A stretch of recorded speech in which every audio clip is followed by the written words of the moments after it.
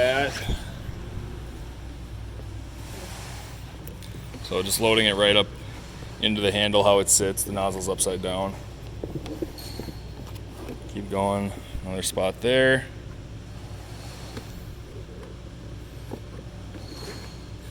And once we get to our third little loop here next to the handle, the next one is where we'll make our hoopty, our loop that's big enough for a hand to get into, a gloved hand. We know we did it right. If you get to the end, you got a coupling just dangling right there. That's perfect right there.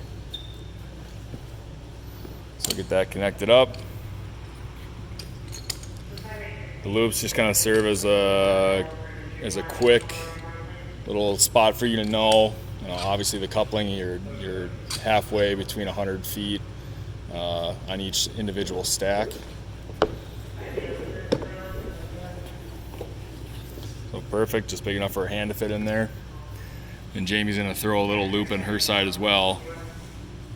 That way if we're pulling from that side, we know roughly where half of the stack is.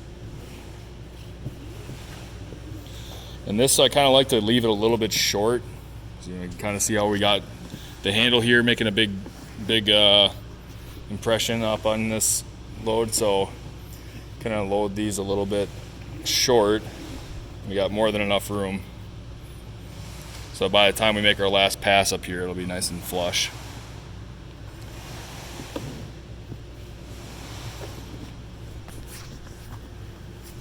I'll keep going on this one.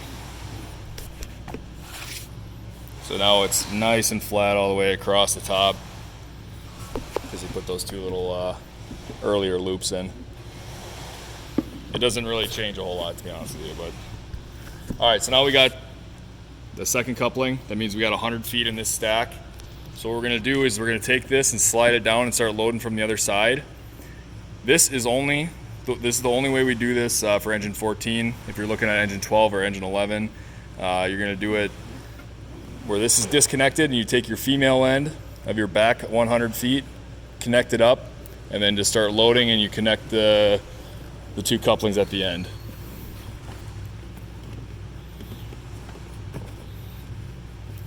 So here we go, we're just gonna line it up on both sides. Jamie's not gonna do a loop either. On this back 100 feet, I'm referring to the section that connects up to the truck.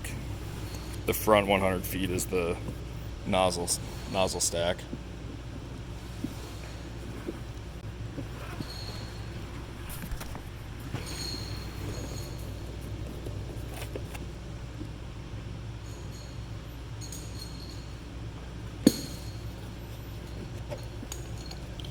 Perfect, we got a nozzle here, so what Jamie's gonna do once we get this connected up, we're just gonna make a little hand loop on her side.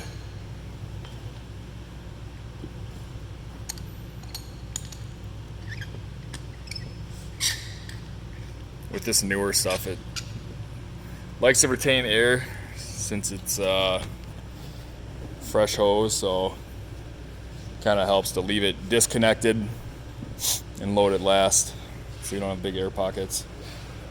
And also Jamie's pulling it straight out, that way there's no kinks in it and the air can try and escape out the open end. Kind of show you what it looks like on her side so far. So we got a clear loop here, that's our nozzle side. We got our little hand loop, and we got our other little hand loop on the back 100 feet. And more closely on our side, we got our nozzle, we got our first loop. And I'm about to do my second loop here on the back 100 feet. So those two will just match up. Not too big on 14 and 11 because there's not a whole lot of room in front, so you have to make sure they're able to still fold up and get out of the way since they're a closed compartment. What's that? Yep, you got a loop on that side, perfect. The nice thing about this too, so the nozzle always goes on the right side so that it can go on your right shoulder. You can load the orange the exact same way.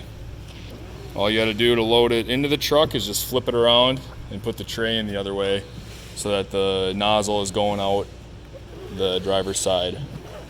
And on the red hose, the nozzle is going out the officer's side.